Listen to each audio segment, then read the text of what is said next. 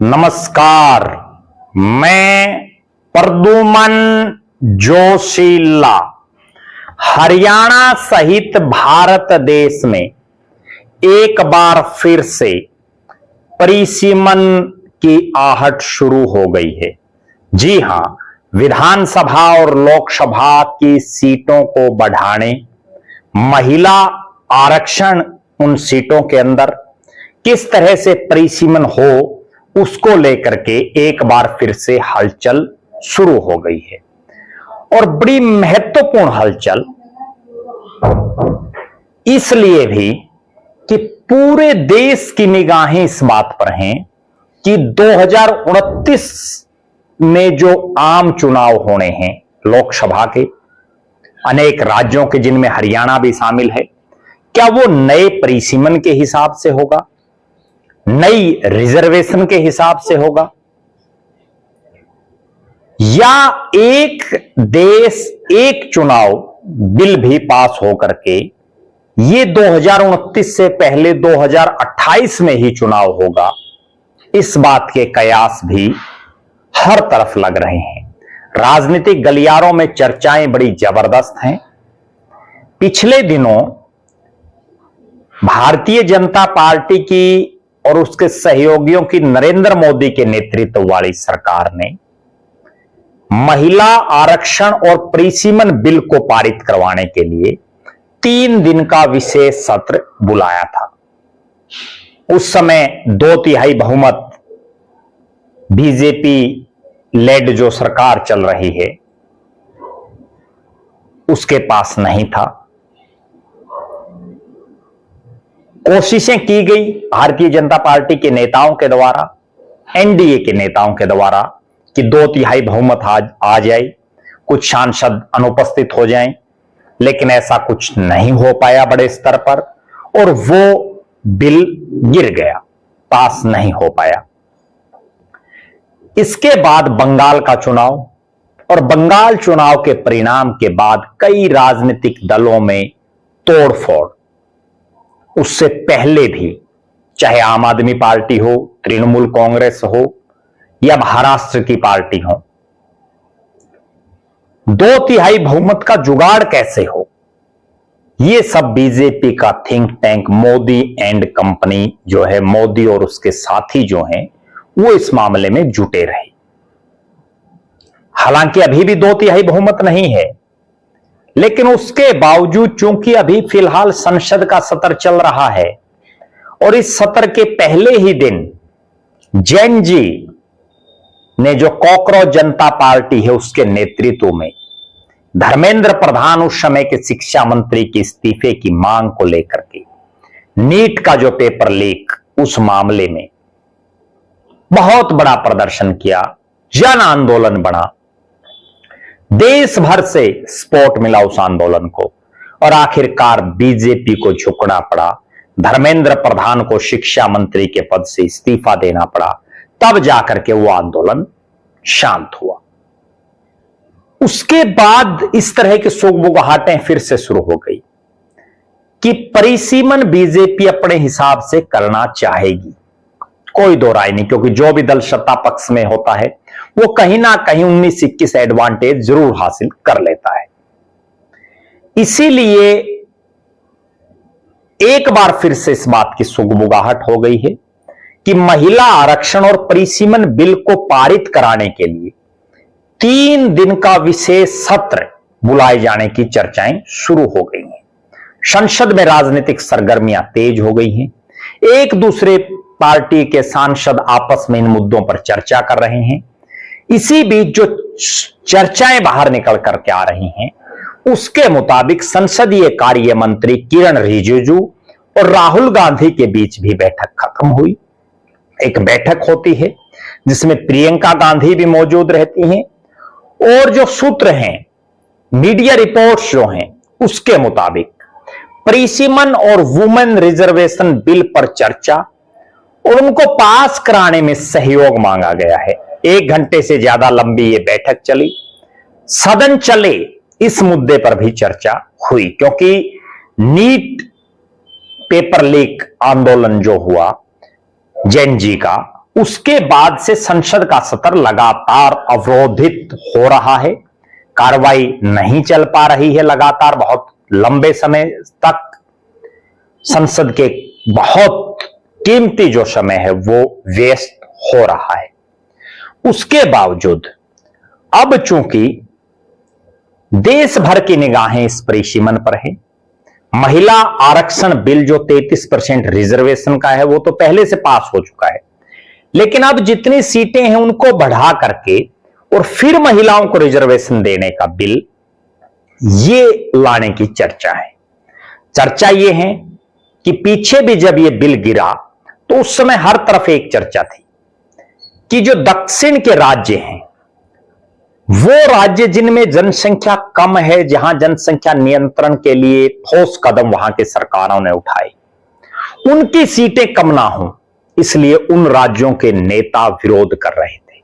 चाहे तमिलनाडु हो, केरल हो, आंध्र प्रदेश हो, कर्नाटक हो, उसके आसपास के इलाके, तेलंगाना हो। लेकिन अब चर्चा यह है कि बीजेपी के बड़े नेताओं ने इस तरह की बातें करनी शुरू कर दी हैं कि जिस राज्य में जितनी सीटें हैं उसकी आधी और बढ़ा दी जाएंगी। मान लीजिए हरियाणा के उदाहरण के परिप्रेक्ष्य से हम आपको समझाते हैं। हरियाणा में फिलहाल 10 सीटें हैं लोकसभा की, तो जो प्री सीमन होगा और जो वुमेन रिजर्वेशन उसमें होगा, 15 सीटें हरियाणा में हो जाएंगी, जिसमें 5 महिला रिजर्व हो जाएंगी। उनमें एससी की महिलाएं भी होंगी, यानी महिला एससी सीटें भी होंगी। इसी तरह से विधानसभा की 90 सीटें हैं, वो 135 हो जाएंगी। 135, जिनमें 45 महिलाओं के लिए रिजर्व, जिनमें एससी वर्ग की महिलाएं भी शामिल हों। यानी हरियाणा में जो परिसीमन की चर्चाएं फिलहाल चल रही हैं देश भर में, उससे 119 या 126 नहीं, बल्कि 135 विधानसभा की सीटें होंगी और 13 या 14 नहीं, 15 लोकसभा की सीटें होंगी। 23 जिले हैं हरियाणा में और 15 जब सीटें हो जाएंगी तो बहुत से वो जिले जो 2-2 जिले, 3-3 जिलों को बना करके लोकसभाएं बनाई गई हैं, उनके आकार छोटे हो जाएंगे। अभी चूंकि एसआईआर का जो काम हुआ, बहुत से हलकों में वोट कटे, बड़ी भारी तादाद में सभी हलकों में कटे। हरियाणा प्रदेश में पिछले विधानसभा चुनाव में भी बहुत से विधानसभा क्षेत्र ऐसे थे जहां 2 लाख से ज्यादा मतदाता, 3 लाख के आसपास मतदाता थे। अब जब परिसीमन होगा, सीटें बढ़ेंगी, तो ऐसी संभावना है कि 1.25 लाख के आसपास के विधानसभा नई सीटें बनेंगी, जिससे जो वर्तमान में सीटें हैं उनका एरिया कम हो जाएगा।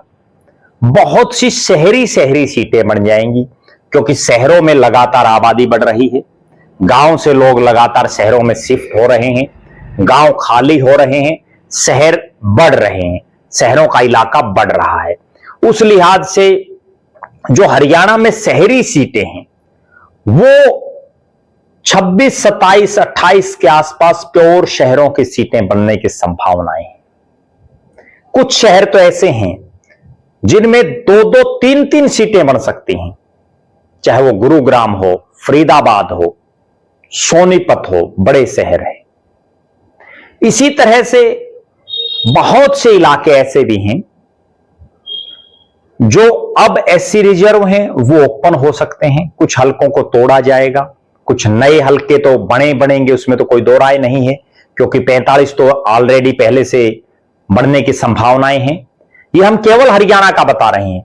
देश में भी 850 के आसपास सीटें हो जाएंगी। क्योंकि सबसे बड़ा जो दिक्कत इस परिसीमन बिल को पेश करवाने में है वो यही है कि कुछ एक पार्टियों को यह खतरा है कि उनके इलाकों में जनसंख्या कम होने की वजह से सीटें कम ना हो जाए। भौगोलिक आधार पर करें तो भी दिक्कत, जनसंख्या के आधार पर करें तो भी दिक्कत, क्योंकि कुछ एक इलाके ऐसे हैं जिनमें जनसंख्या बड़ी बम्पर गति से बढ़ रही है, कुछ एक इलाकों में जनसंख्या नियंत्रित है। इसी तरह से क्षेत्र के आधार पर भी नहीं संभव, तो उसका एक बीच का रास्ता यही है कि जिस राज्य में फिलहाल जितनी सीटें हैं, जैसे उत्तर प्रदेश में 80 सीटें हैं लोकसभा की, तो वहां 120 हो जाए। दिल्ली में जैसे 7 हैं, वह 10 या 11 हो जाएं, क्योंकि दिल्ली में जनसंख्या बढ़ती रहती है। तो इस ढंग से परिसीमन होगा। जो भी नेता चुनावी तैयारियों में जुटे हैं वो आज से ही शुरू करेंगे तो ही उनका माहौल बन पाएगा। क्यों? क्योंकि परिसीमन होने के बाद चुनाव बहुत जल्दी होगा, समय नहीं मिल पाएगा नेताओं को अपनी तैयारी करने का, अपना माहौल बनाने का। इसलिए ये ना देखते हुए कि कौन सा हल्का बनेगा, क्या होगा, जो सीरियस कैंडिडेट हैं, जिनको चुनाव लड़ना है, उनको अब से पहले तैयारी शुरू कर देनी चाहिए, अपना एक माहौल बना लेना चाहिए, अपनी पहचान बना लेनी चाहिए, जिससे जब चुनाव आए तो उस समय तुरंत जो है बाजी जीतने का काम वो करें। क्योंकि एक उदाहरण देता हूं मैं आपको, जब 2007 का परिसीमन हुआ तो 9 में तो चुनाव ही हो गया, लोगों को हल्के के गांव के शहर का इलाका तक याद नहीं हुआ था। अब एक बार फिर से वही माहौल, वही हालात बनने वाले हैं।